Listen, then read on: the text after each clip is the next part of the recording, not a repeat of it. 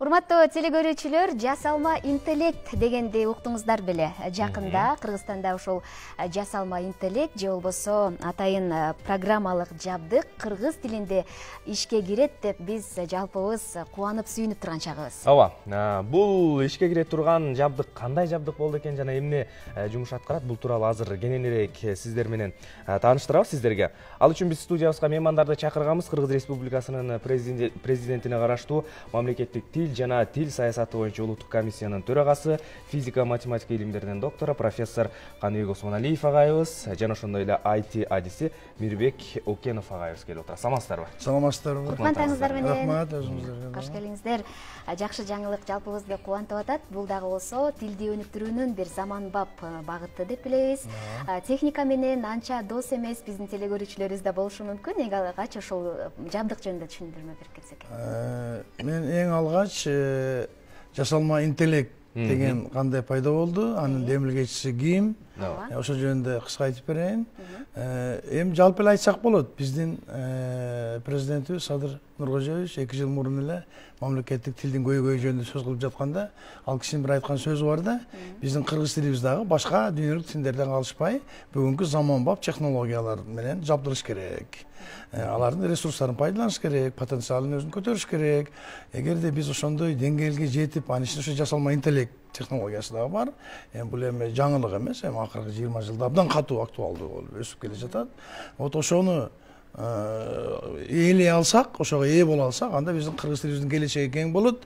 Баягы жоюлуп кетет, жоголуп кетет, андай болот, мындай болот деген коркунучтан арылабыз деген баягындай тапшырма коюлган. Ошондон баштап эле мына мен жанымда турган Мирбек Окенов баштаган жаш биздин чет мамлекеттен окуп келген алдыңкы катардагы авангард жаштарыбыз менен биздин өкмөт, министрлер кабинети иштеп келе жатат да. Бул абдан чоң улуттук программа, 5 жылдык улуттук программа мамлекеттик тилди өнүктүрүү боюнча. Вот ошол улуттук программанын эң орчундуу бөлүгүнүн бири ошо жасалма интеллект.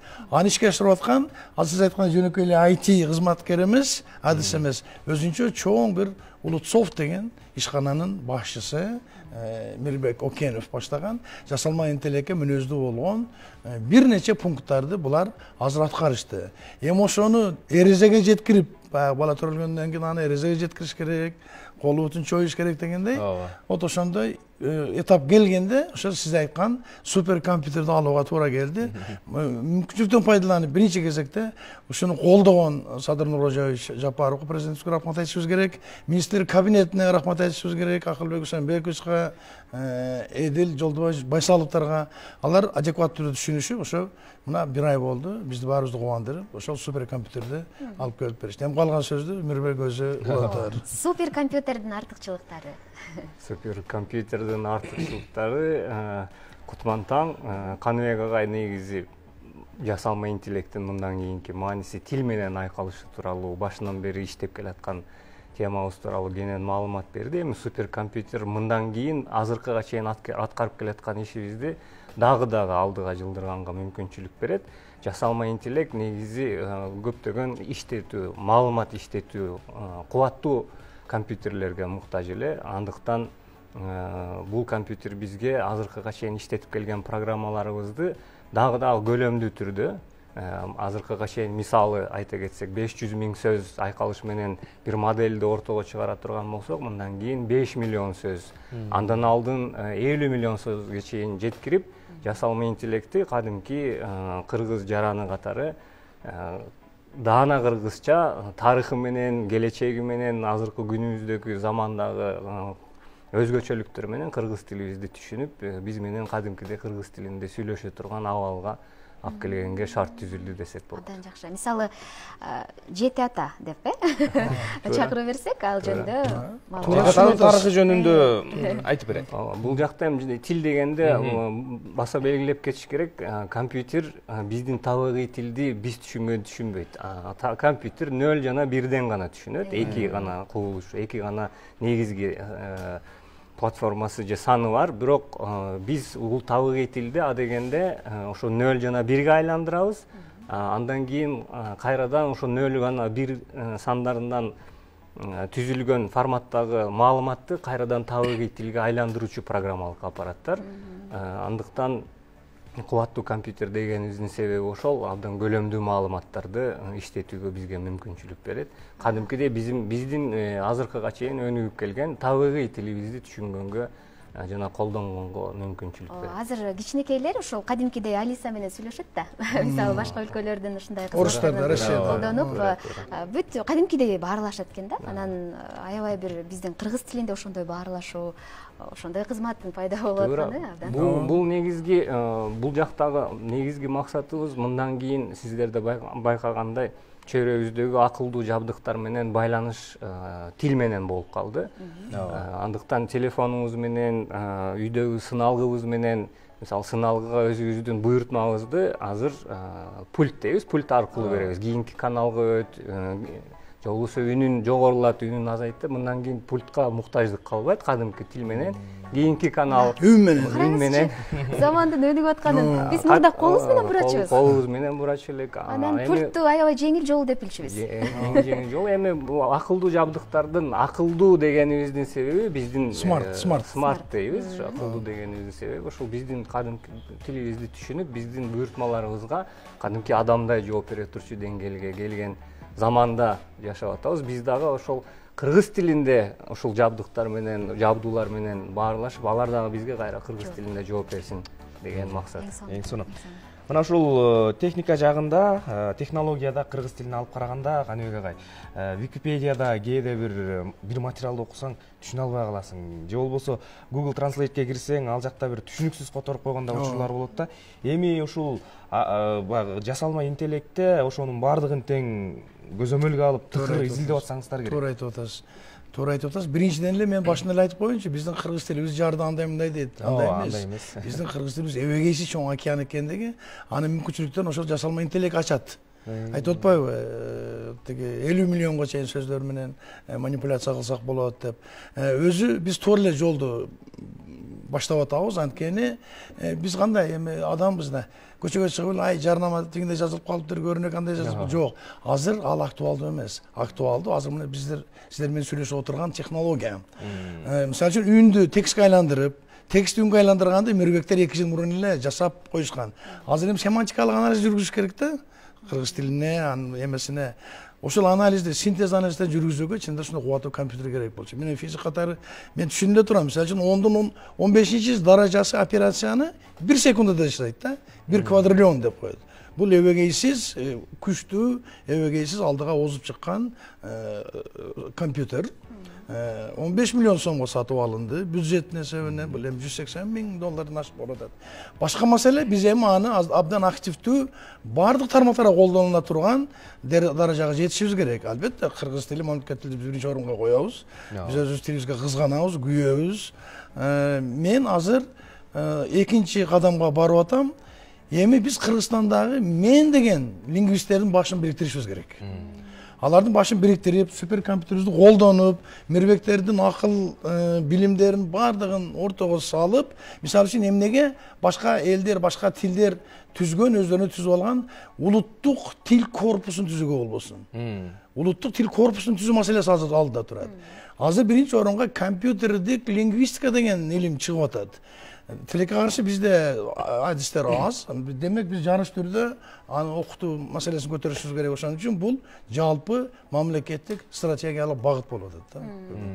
Мирбек мырза, ошол 4 этап аткарылыш керек план боюнча. Анын 2 этабын аткарып бүттүңүздөр. 3 этабы. 4-үнчү этабы бул? Бул текстин генерациясы дейбиз, синтези. Башкача айтканда, компьютер жанагы 0 жана 1лерден турган маалыматты кайрадан биз түшүнө турган акыбалга маанилүү бир сөздөрдүн жыйынтыгына алып келиш керек болот. Ушул 4-этап 2023 жылы буюрса ишке ашырыла турчу. Анан бардык 4 этаптардын баарын биргелештиргенде анан бизге жанагы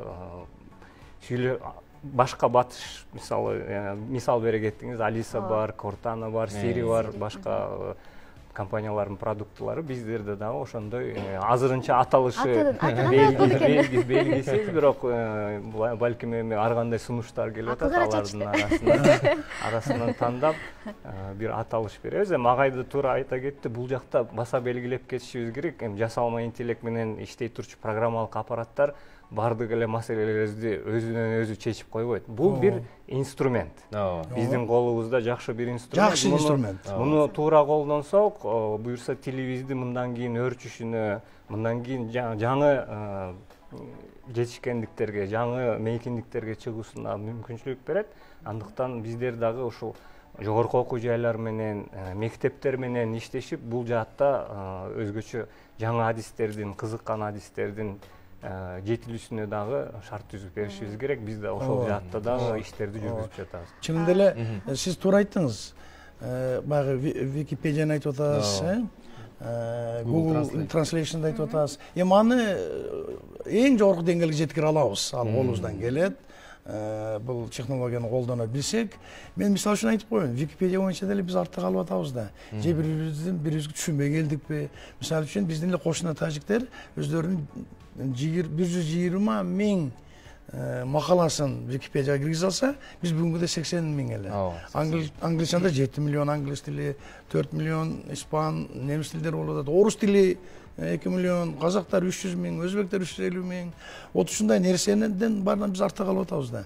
Ошондуктан биз могу технология күнү түнү баш отуз менен кирип, өзүбүздүн намыбызды козгоп, окумуштардын баардыгын мобилизовать этип аракет кылып атканыбыздын негизги себеби ушул да. Ооба. Агай, мына ушул баягы канчалык тилибиз бай, көркөм деген менен бүгүнкү күндө тилде маселе жаралып атпайбы? Туура. Анын үстүнө мына ошол өзүбүз эле айтып аткан жанагы эле Алиса дагы башка программалар аркылуу балдардын тили орусча, англисче чыгып атат. Бул да чоң маселе. Анан эми көөнө сөздөр дагы колдонулбай калды. Кыргыздын айрым бир сөздөрү бүгүнкү күндө биздин лексиконубуздан чыгып да калды да, сүйлөнүлбөй.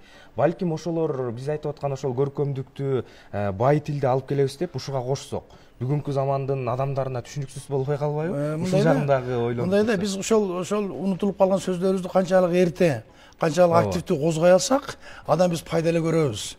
Баягы улуттук мамлекеттик тилибиздин корпусун түзүү деген ошол. Мисалы үчүн мен бир жай деген сөздү киргизе турган болсом, анын бир 10го жакын синонимдерин түшүндүрүп беришим керек да. Эми буну баягы синтез кылып андай мындай кылууга өтө көп убакыт кетет. Ооба. Өтө көп. А бирок биздин суперкомпьютер жардамга келип атат азыр. Буга жардам келип атат. Эми анын анча-мынча мүнөздөмөлөр боюнча Мирбек айтып берер, чынында көп ишти абдан тездетет. Ушул өңүттө Мирбекке койгошосузбу? Эми суперкомпьютердин жардамы менен азыркыга чейин ушул тил темасында иштелип келген программалык аппараттардын эми убакыт аралыгы менен мисалы бере турган болсок, мурда бир айдын ичинде жыйынтыкка келе турчу программалык аппараттарда азыр мисалы бир жуманын ичинде, кээ бир учурларда 2-3 күндүн ичинде эле ишке ашырганга мүмкүнчүлүк берип атат. Эми көлөмдүү маалымат иштеткенге мүмкүнчүлүк берип атат дедик. Бул жаатта да албетте лингвисттерге, жалгыз эле лингвисттер эмес, негизи эле тилибиздин тарыхын, мындан алдыңкы оозеки бизге өтүп келген мурастарыбыз, эң эле башта албетте дастандарыбыз, мисалы дастандарды терең изилдөөгө, мисалы сөз жыштыгы дейбиз, мисалы Манас эпосунда кайсыл сөз канча жолу кайталанды, кайсыл жерлерде кайталанды сыяктуу маалыматтарды мурда бир илимпоздун өмүрү кете турган болсо, азыр компьютер 1 сааттын ичинде, 2 сааттын ичинде бизге ал маалыматты бергенге мүмкүнчүлүк бар. Албетте муну эми колдоно турчу адистер маанилүү болуп атат. Ушул адистердин жетилүүсүнө буюрса шарт түзүп бердик десек болот. Болжолдуу убактысы барбы? Азыр компьютерди алып келдик. Ушул айдын аягы менен бир маалымат иштетүүчү борборлоруна жайгаштырылат. Андан кийин бир айдын аралыгында ичине керектелүүчү программалык аппараттар жүктөлөт. Буюрса бир айдын аралыгында ишке ашырылып биз Play Market'ten, App Store'дон Play Market, App Store'го колдонмо ал бир аз убакыт алат турчу нерсе. Азыр компьютерди жалпыга колдонуу жаатындагы убакыт аралыгын айтып атам. Play Market'ке буюрса сентябрь айына жарым жыл тил майрамына ылайыкташтырып буюрса бир продуктубузду ортого чыгарабыз деген үмүт. Бар болуңуздар. Жалпы теле көрүүчүлөрүбүзгө дагы абдан бир жеткиликтүү маалымат болду. Жакында 21 февраль эл аралык эне тил күнү. Буга байланыштуу сиздердин ошол мекеме дагы абдан иштерди пландап бир айлык жарыялаган. Ошол жөнүндө сүйлөшөлү дегенбиз, бирок убактыбыз аз калыптыр. Жыйынтыктап ошол жөнүндө айтып койсоңуз.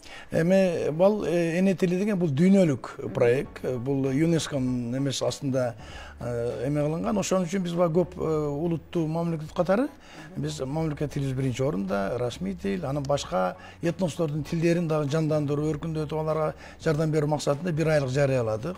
Бул дагы министрлер кабинетинин эгидасы астында болуп атат. Биздин комиссиянын демилгеси менен иш чараларды бекиттик. Эми аларды айтып отурууга убакыт жок, бирок биз күнү түнү ушу бир айлык баягындай бир күчөтүлгөн режимде иштейбиз. Аны мен ойлойм, үмүттөнөм, биздин суперкомпьютер дагы өзүнүн үлүшүн кошот. Ишиңиздерге ийгилик ага. Бар болуңуздар, убактыңыздарды бөлүп келгениңиздер үчүн. Эмес урматтуу телекөрүүчүлөр, биз программабызды улантабыз.